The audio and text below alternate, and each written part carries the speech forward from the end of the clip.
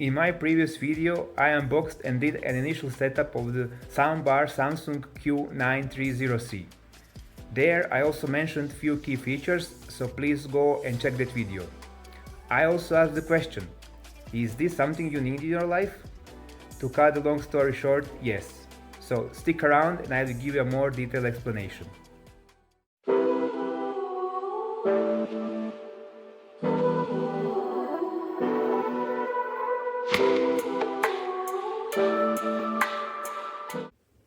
So, this will not be your typical video review, there are plenty of those already online. I'm running a little bit late to the party, let's say.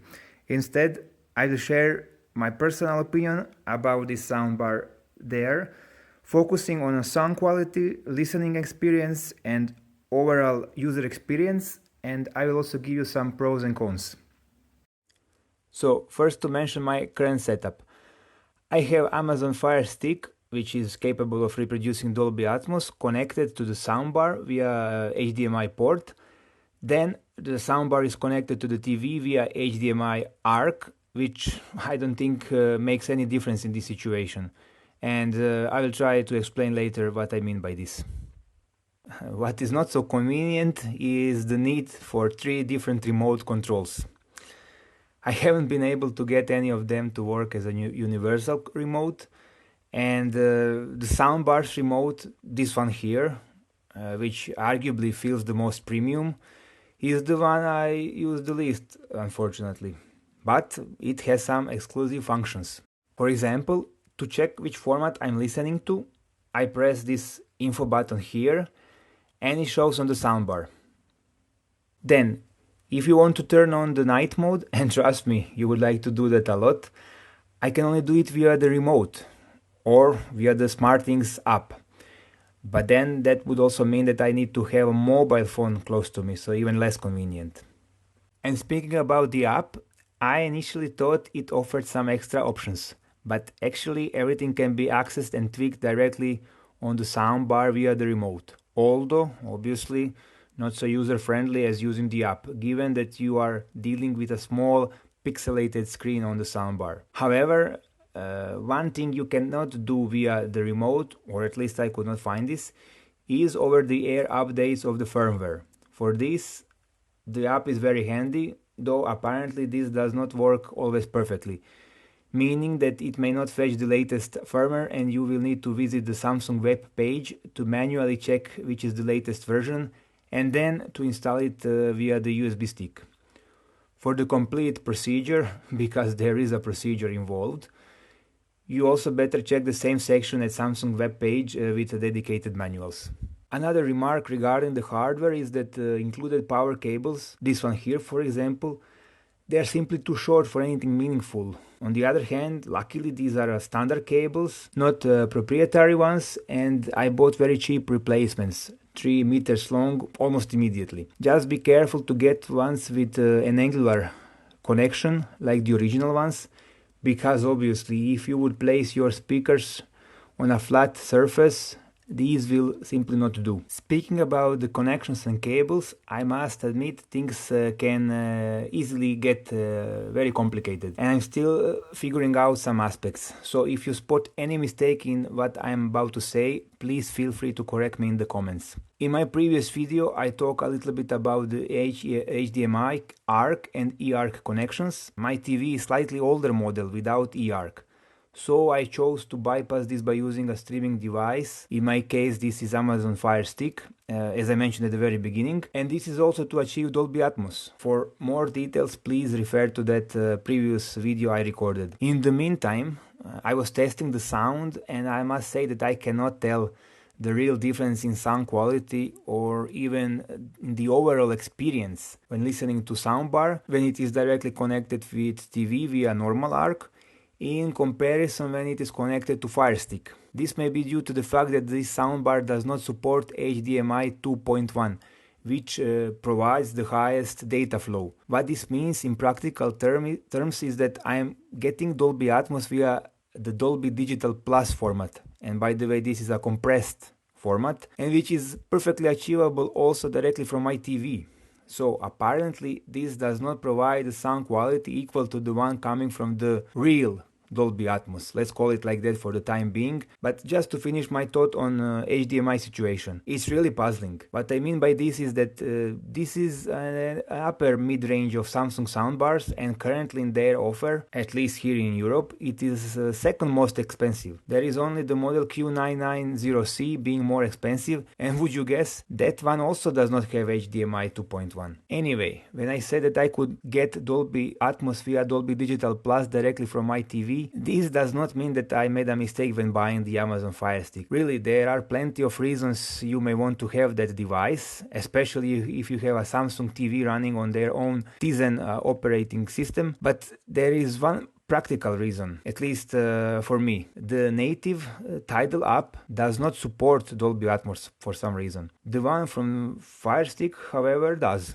Now let's move on from the technical aspects and hardware to talk about the experience and sound quality when listening to music in Dolby Atmos format. Man, this 3D mercy feeling, or whatever to call it, I mean, the separation of sounds, the voice coming from this direction, the snares and drums coming from there, then suddenly you hear some sounds in this area. I will really put this into the category blowing your mind. It's so good. I just find myself constantly shuffling through Tidal to check how each song is arranged. Even for songs I don't usually care for, listening to them in Dolby Atmos is really a unique experience.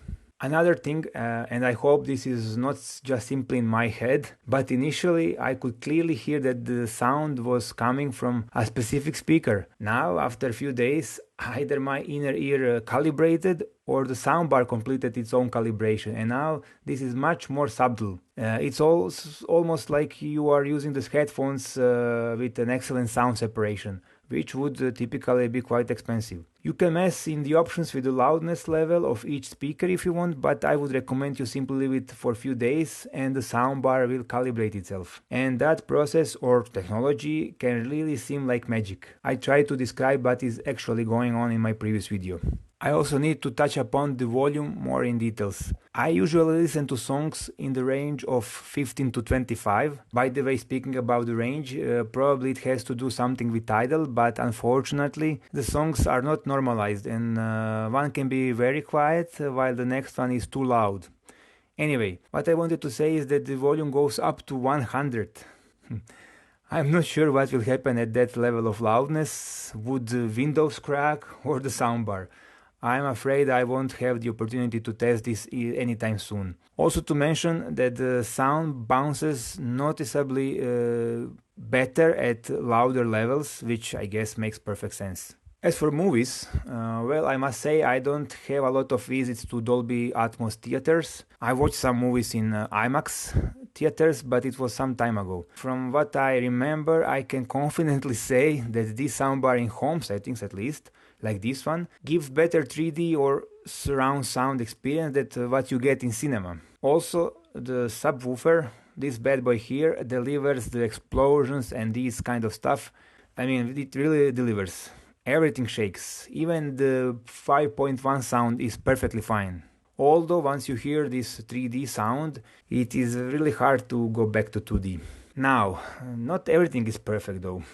Remember when I said that I find myself shuffling through Tidal? When this is not only for the fun of it, but also because not all songs sound equally good in Dolby Atmos. And we know that some songs have been originally arranged having Dolby Atmos in mind, while the vast majority actually of songs have been simply remastered. I cannot claim whether this is the reason why some sound better than others, also because some old songs sound very good. Actually, on average, older classics, those for example from 1970s, sound better than newer songs from let's say early 2000s. And one more remark here is that those songs originally recorded having Dolby Atmos in mind are usually coming from some less known artists. And such songs may fall under very specific genre, so may not be for everybody. However, what is the biggest flaw of Dolby Atmos, at least in my opinion, is the lack of mid-range tones, or simply mids. I miss also the warmth of the sound somehow. I do hear the subwoofer, but the bass is very pointed. It does not have this continuous background experience. It's like I'm hearing only the tip of the iceberg. Something is lacking here. And this becomes very noticeable when switching to stereo sound. Then you realize that this is really the issue connected to Dolby Atmos and not to the hardware. Also, speaking about the volume, listening up to 25% of the volume this soundbar can provide actually may not be the optimal solution for every situation. I mean, depending whether you are listening to music or watching a movie, you may need more. However, I simply don't feel comfortable cranking it up more because of the neighbors, although nobody complained so far. Of course, the situation for each of us is unique, but for me personally, this soundbar and true experience of Dolby Atmos is overkill for my apartment and the environment. I simply cannot enjoy 100%. Stereo sound is also not perfect, to be honest. Somehow the soundbar sounds cheap. I don't know how else to explain it, but I feel that the rear speakers are simply better than the soundbar. I don't think it's a matter of size, because there are some incredible speakers in a relatively small form factor that sound incredible. Because of this, I do believe that this is still somehow the product for an average Joe, which still managed to deliver the Dolby Atmos at a reasonable price and form factor. Then I must mention other factors not directly related to this soundbar, but more in general. Although there is a decent number of songs and albums remastered or originally recorded in Dolby Atmos, the situation is still far from perfect. There is really a very big chance that your favorite artist or song does not have a Dolby Atmos version. Streaming services, which at the time of the recording of this video you can literally count on the fingers of one hand, they can be quite expensive. Heck, this Tidal I'm using is 20 euros per month in Europe, if you want to listen Dolby Atmos. Although I also must mention that a few days ago I received an email from them which says that they will decrease this to 11 euros. At the end, I don't know, I would need to test other services like Apple Music or Amazon Unlimited Music to make a final decision on how to proceed. The situation with the movies is even worse. First of all, as far as I understood, and again please correct me in the comments, not a single streaming service provides the lossless Dolby Atmos format. Although, to be completely honest, since this soundbar does not even have the HDMI 2.1, even if I were to hook up a Blu-ray player and play the movie in true HD, most likely I will still not get the best sound quality. And finally, a few days ago, while watching a movie with my wife in 5.1 sound, after 20 minutes into the movie, the central speaker, responsible for the voice, simply stopped working. I assumed this was due to Netflix and some buffering issues or whatever, so I rewound the movie, but no luck. Only after I exited the movie, started another one, and then returned to the initial movie did it start to work again. However, very next day, when I listened to some music in stereo, also in the middle of the song, the central speaker simply went off. I was able to return it back to life only when I physically pressed here the upper part of the soundbar, which mostly indicates that this is a hardware issue, some loose connection somewhere or physical damage during the transport. Or, since this was a second hand caused by the previous owner. Amazon has perfect customer support, at least in my experience, and I don't think there would be any issue to complain about this. But I mean, having such a big product, the box and everything, it's simply a pain in the neck to complain. I decided to monitor this for the time being, and if the problem would re-emerge, then I will contact Amazon. To wrap up, you may remember I mentioned the lack of mids and warmth of the sound. However, I would trade warm stereo for Dolby Atmos in any time of the day. Heck, there hasn't been a single day when I did not sit in this sofa and simply immerse myself in the sound and enjoy. And at the end of the day, it's all about that, joy. When my wife, bless her, who cannot distinguish the sound quality from a pair of earphones you get with the mobile phones in comparison to some hi-fi headphones, when she says for this listening experience, wow, then this is also an indication that we are talking here about something truly incredible. I would dare to say that it will blow the mind of the majority of people. I know there will be always those audiophiles and purists which will consider it blasphemy to even consider soundbars as listening devices. In any case, do you need something better for an average home settings? No. Can you get something better for approximately 600 euros? No. That would be it. Thanks for watching, and let's see what will be my next video about. Until then, bye.